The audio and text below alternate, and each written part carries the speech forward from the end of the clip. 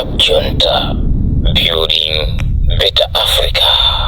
Madzulo abwino ndi nthawi ya nkhani mwatsatanetsatane ndipo muli ndine Benedetta Chiwandamia koma poyamba nayi mitu yake. Mlembi wamkulu wa chipani cha MCP akamusiya ku ndende ya Maula. Bungwe la Kama lati ndi zokayikitsa kuti zinthu zisintha chaka chamawa. Ndipo mulipoti lathu lapadera Isaac Salima akuoneka momwe vuto la kumwamowa mwauchidakwa likuonongera tsogolo la achinyamata omwe akadapindulira dziko lino. Tili ndizi ndi zina zambiri tiyeni tikhalire limodzi. Club Junta, building better Africa. Tsopano nazi nkhani zathu mwatsatanetsatane. Ndipo mu nkhani yathu yoyamba mlembi wamkulu wa chipani cha Malawi Congress Richard Chimwendo Banda watuluka mchipatala kumene amalandira thandizo la mankhwala ndipo apita nawo ku ndende ya Maula mu mzinda wa Lilongwe.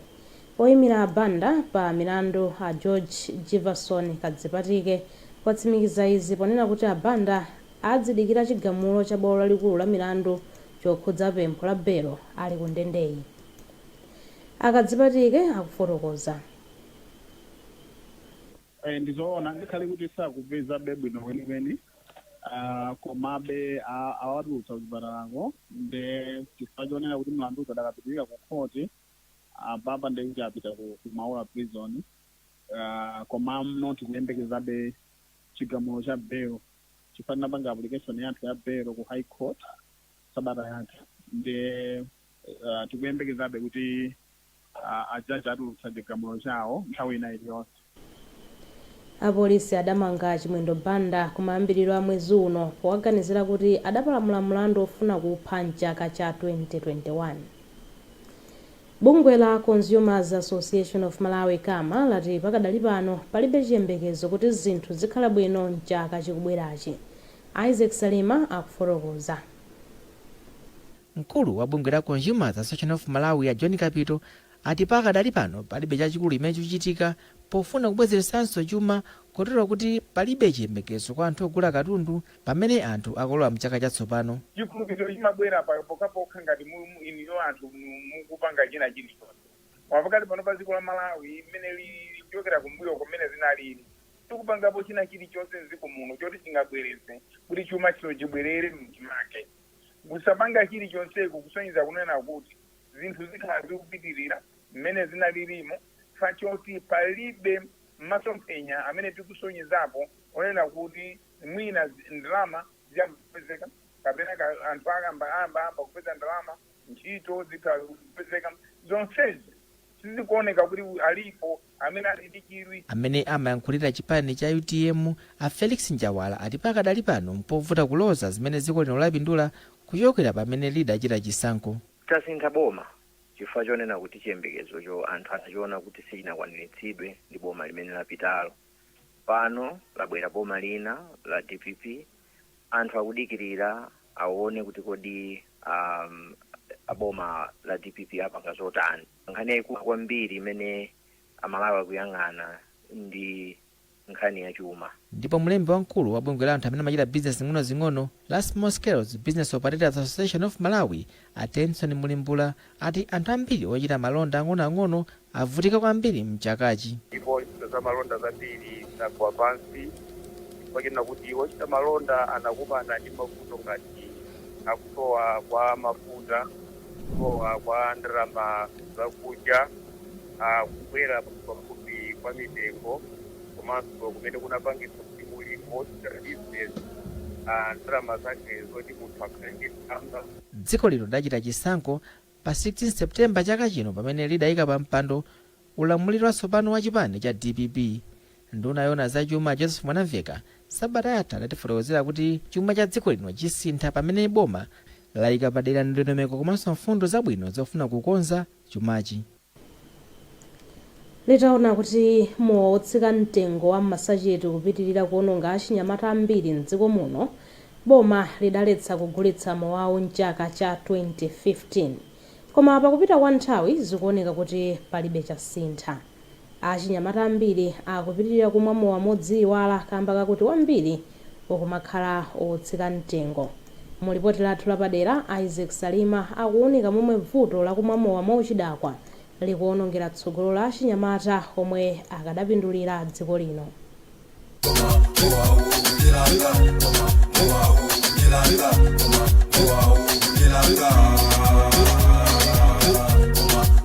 Ndi cham'ma 8 koloko mmawa wa lachitatu ndipo tili mu township ya Ndilande mzinda wa Blantyre pamene anthu akuthamangira malo osiyanasiyana kukachita bizinesi kapena kukagwira ntchito osiyanasiyana. Elliot amene si dzina lake lenileni waledzera kale. Iye adali akuzandama amene amakalowanso mchipinda chimene amamweramo mowa ndipo tidamuyitanira pambali kuti ticheze naye. Iye adati palibe chimene angachite mmoyo uno malinga ndi kuti sali pa ntchito ndipo chimene adachiona ndi kumangomwa mowa komanso kuchita zina zimene zingamamusangalase. Elliot adati amadalira maganyu pa msika wa Ndilande. Pa tsiku limene tidafika pamalowa zidali zokayikisa ngati iyeyu akadakwanisa kuchita maganyu malinga ndi kuti adali adalezera kwambiri.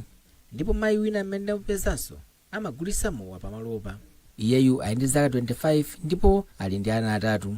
Iye adatifotokozera kuti adasiya sukulu zaka zambuyomu kamba ka imfa ya makolo ake ndipo adaganiza zomangogulisa kachaso.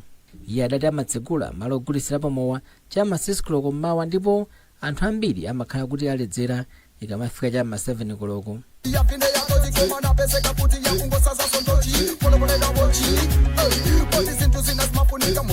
Mmodzi wa anthu amene amamwa mowa pamalowa adanena kuti kwambiri amachita mchitidwe wa kumwa mowa malinga ndi kusowa zochita zimene zikupangisa kuti umphawi umenewo ndipo mchitidwe kuti ukathe zochita palibe zenizeni zogwirika achinyamatape. Ndisimangoledzera kunyezera mavuto ayinso apanso timapempha boma mwendo uno asogolera achinyamata, asogolere azimayi, asogolere atsikana, atisogolerenso wina aliyense. Malo ambiri ogulisirapo mowa monga ngati ku Ndilande amapezeka kuseri kwa PTC yakale mderali. Malowa amakhala ndi anthu ambiri tsiku lililonse pamene anthu amakhala kusinthana kukamwa mowa. Mmodzi wa anthu amene amamwa mowa pamalowa adatifotokozeranso kuti ndi 500 kwacha yokha munthu umakhoza kumwa mowa nkuledzera.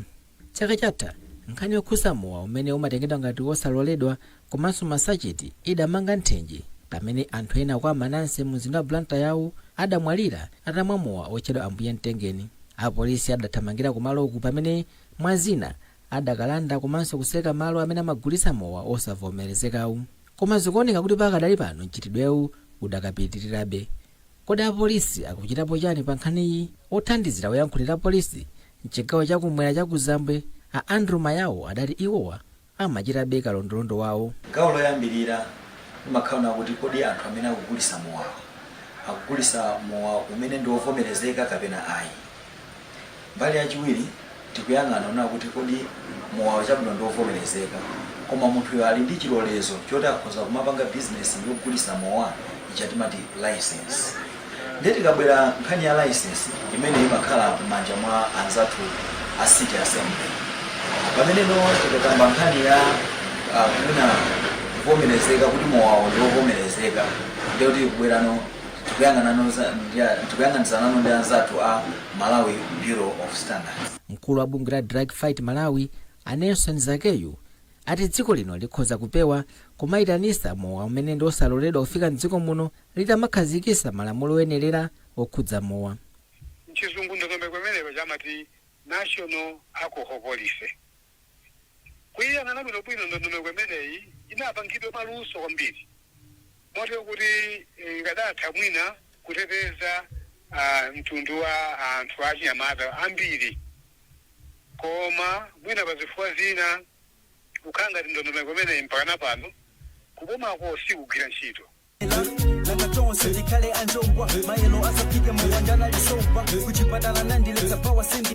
Ndipo mkulu wa bungwe la Young Achievers for Development Jefferson Milanzi adati kusowekera kwa ndondomeko zokhuza nkhani za mowa ndikumenenso kukuonjezera mavutowa. Kuli ineyo ndimagwiranso ndi bungwe limene timalitchula kuti Southern Africa Alcohol Policy ku Malawi kunoku ndine board chairperson.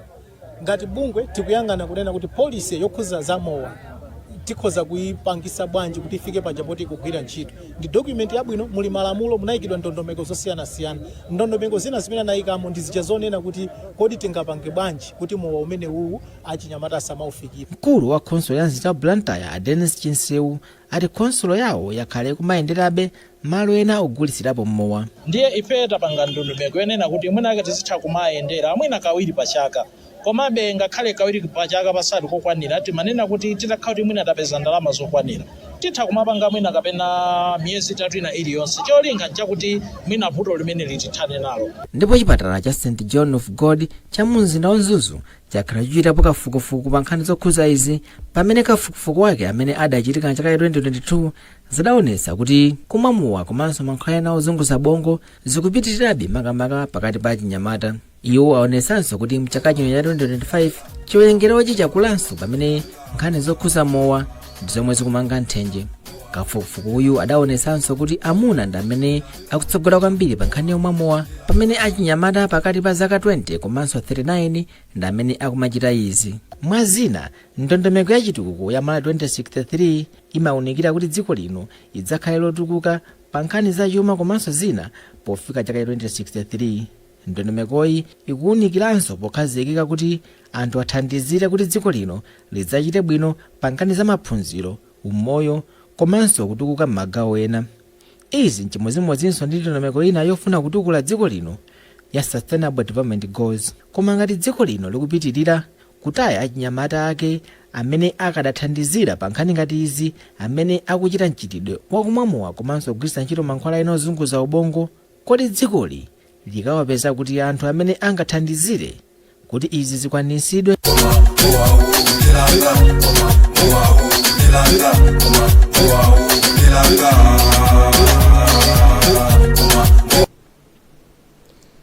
Ripoti lathu lapadera ndi Isaac Salima. Kupitirira ndi nkhani zathu, akuluakulu pa chipatala cha Usisia ku Nkhatabe ati ntchito za umoyo makamaka zolera komanso kudziteteza ku matenda opatsirana zayamba kuyenda bwino kamba ka ntchito za boma komanso mabungwe. Mkulu woona za umoyo wa achinyamata makamaka pa nkhani za uchembere wabwino ati chiwerengero cha achinyamata omwe akumalandira thandizo lotere chakwera ndi pafupifupi 28% kuyambira mchaka cha 2024 kufika 2025. Feston Malekezo wadza ndi ripoti. Mkulu woona za umoyo wa achinyamata pa chipatala cha Usisia Kevin Ngwira anati nthawi zambiri achinyamata amachita manyazi kupita kuchipatala kukalandira uphungu okhuza uchembere komanso ubereki. Angwira anaonjezerapo kuti izi nkuphatikizirapo kulandira thandizo la mankhwala ku matenda opatsirana pogonana monga HIV and AIDS. Iwo anati mwachitsanzo mchaka cha 2023 kufika 2024 anyamata okwana 78 okha ndi amene anakalandira uphungu wa matenda a HIV and AIDS, ndipo atatu mwa iwo anayamba kulandira thandizo la mankhwala. Koma anati kufika mwezi wa Novemba chaka chino achinyamata opyola 100 anakalandira uphungu okhuza matenda opatsirana pogonana, ndipo asanu ndi atatu ayamba kale kulandira mankhwala otalikitsa moyo. Iwo anati kuchuluka kwa chiwerengerochi ndi kamba ka ntchito za mabungwe monga Temwa Malawi limene lakhala likugwira ntchito zolimbikitsa anthu pa nkhani za umoyo. Tikutha kuona chifukwa munthu akamba mankhwala ndekuti chiwerengero choti iyeyo chachiopsezo choti akhoza kudwala matenda a AIDS chimachepa, komanso kuti akhoza matenda aja kupatsira munthu wina amatha kuna kuti matenda aja mphamvu ija imakhala kuti yakachirombo kaja kachepa, ndeno munthu wina sangatenge. Komanso tindi mankhwala amene timati PrEP achinyamata akubwera kwambiri amene akudzatenga mankhwalawa motero kuti ife ndi osangalala kuna kuti mwina kusisia kunoko chiwerengero choti anthu akhoza kudwala matenda HIV and AIDS chikhoza kuchepa. Mkulu wa bungweli kuno ku Malawi Akondwani Botha anati iwo ngozipereka kupitirira ndi ntchitozi makamaka madera amene ndovuta kufikirika monga Usisia. Bungwe la Temwa Malawi lakhala likugwira ntchito ku dera la Usisia ku Nkhatabe kwa zaka 21 tsopano.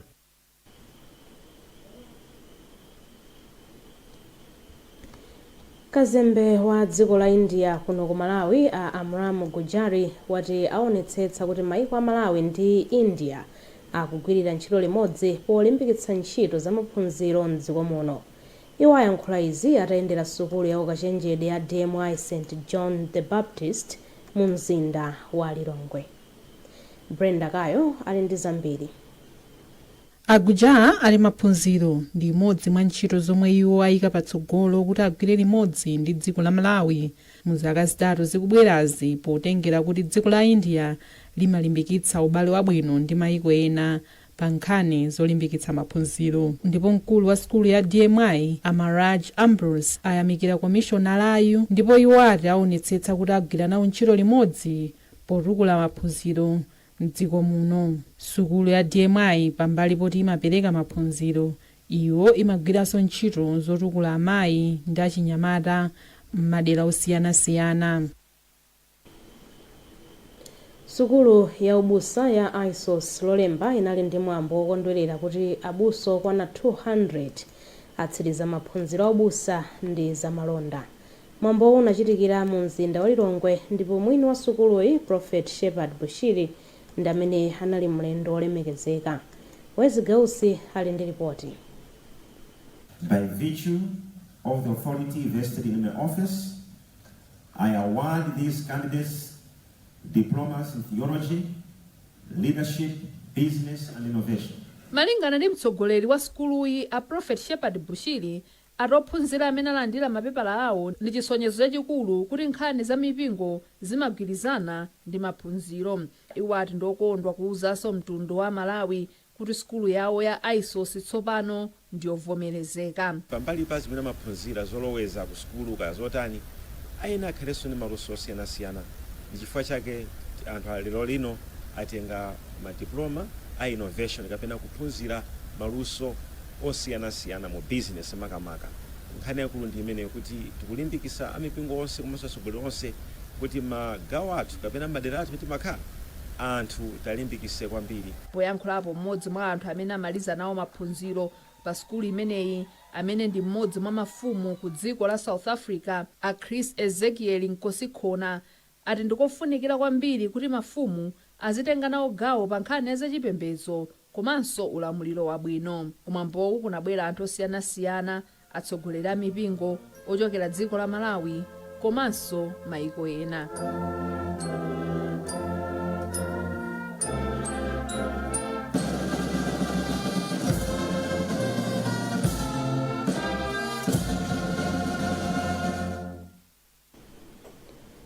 Mu nkhani za m'mayiko ena, boma la China lachita chionetsero cha ukadaulo wake wa nkhondo kufupi ndi dziko la Taiwan. Asilikali apamadzi amlengalenga komanso apamtunda ndiwo achita chionetserochi, atengati chenjezo kwa dziko la Taiwan lomwe amati ndi mbali imodzi ya dzikolo, ngakhale kuti limachita zinthu ngati loyima palokha. Izi zikuchitika boma la America litagulitsa zida za nkhondo za ndalama zokwana $11 billion ku dziko la Taiwan. Nkhani zathu ndi zomwezi, koma tisanasiyane na insumitu yake. Mlembi wamkulu wa chipani cha MCP akamusiya ku ndende ya Maula. Bungwe la Kama lati ndi zokayikitsa kuti zinthu zisintha chaka chamawa. Ndipo mulipoti lathu lapadera, Isaac Salima akuunika momwe vuto la kumwamowa mwauchidakwa likuonongera tsogolo la chinyamata omwe akadapindulira dziko lino.